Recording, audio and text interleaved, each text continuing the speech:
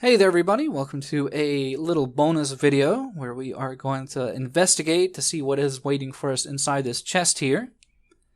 And normally I would have just gone ahead and backtracked and gotten it in the normal video. It's just that what is waiting for us inside here is just a bit of reading material. And normally I would just, put it in the normal video, let people pause at their own leisure, and the problem is that it is particularly lengthy, and while it's not what I'd say is defined as necessary, information for the game, it is very helpful backstory, and I guess I could post it in screenshots, but obviously you lovely people on YouTube would be, completely lost to that if you didn't have a Something Awful account. So what I'm going to do is something I normally object to doing, but we're going to do a little bit of reading with my lovely voice. So, go ahead and get started here. Guard's Diary, 1st of June, 1716. It's been 2 months since I left Canterbury, owing to my stay at St. Clair's.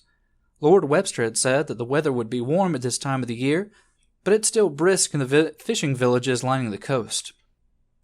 After days of being knocked about in a carriage, I have finally arrived at Nemeton Prison, an evil-looking place leering down on a barren plain from atop a cliff battered by the chill sea breezes.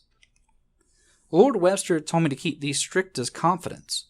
I cannot say what lies within this old lonely building, only that while I am yet young, I have been a guard many years, but I have never seen nor heard of a gaol built in a place such as this. While Lord Webster didn't tell me much about the prison's history, it is easy to imagine the part this foreboding place played in quieting conspiracies and political struggles. Although I do not look forward to spending my days here, I have no choice. My family depends on it. 2nd of June, 1716. Nemeton Prison, a hell on earth. While conditions here are no worse than Newgate, they are no better. I had imagined it would be so, but imagining a thing and actually experiencing it are very different.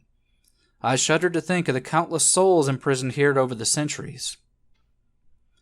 There are people from all walks of life here, from members of the Pale removed from contention for an inheritance to simple barbers locked away to prevent them from repeating what they innocently heard while performing their jobs. Locked away and tortured and killed. My research into the prison records show that only a select few of those sent here were ever convicted of a crime. This is not a simple prison it claims to be. It is rather simply a dungeon where those in power seal away those without it who stood in their way.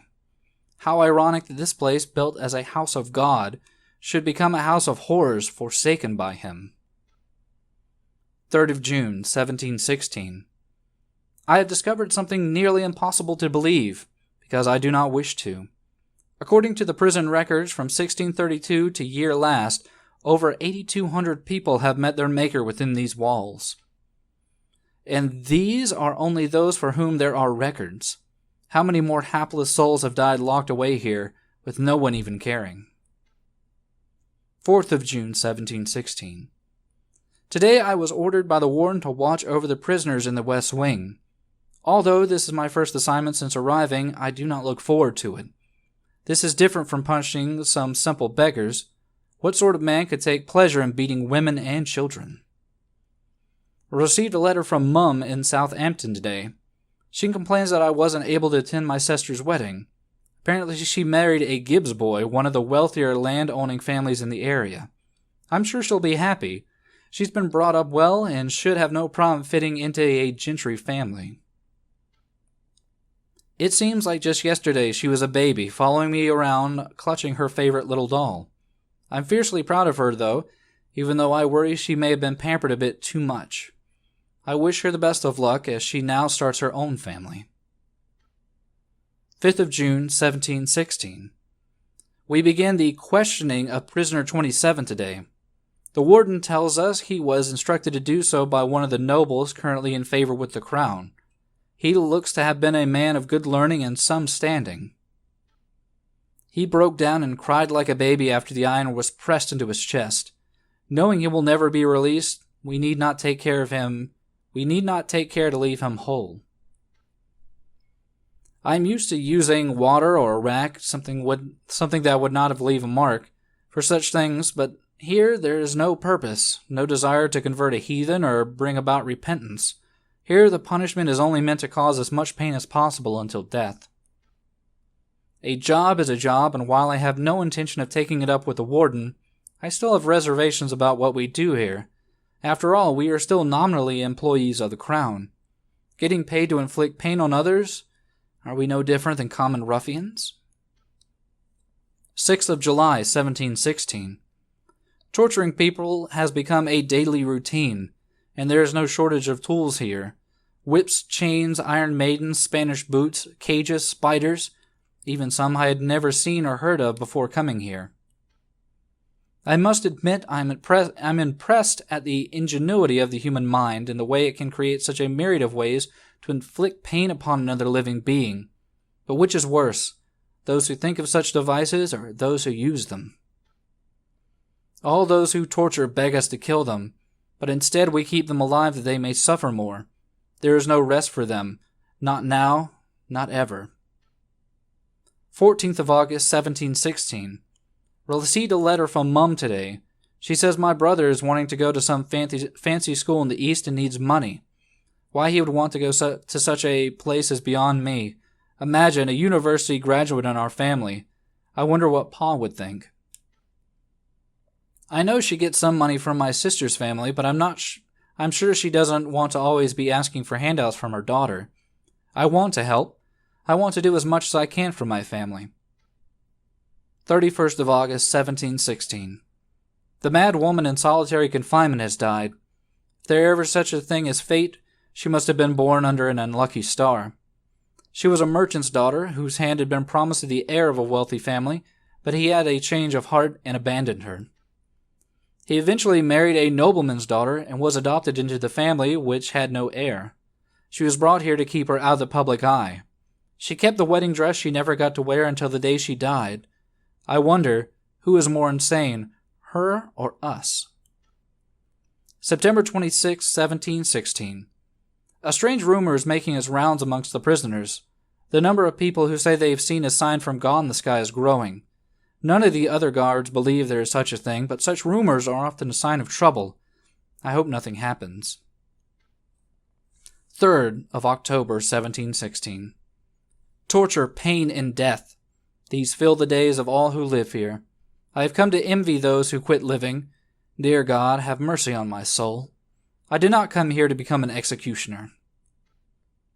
I have pleaded with the warden to have pity at least on those suffering from illness, but he turned a deaf ear upon my pleas. In the end, there are only two things people care about: power and money. Those who have to use it, those who have to use it, they who do not only suffer. 13th of October, 1716. I feel as if I am losing my mind.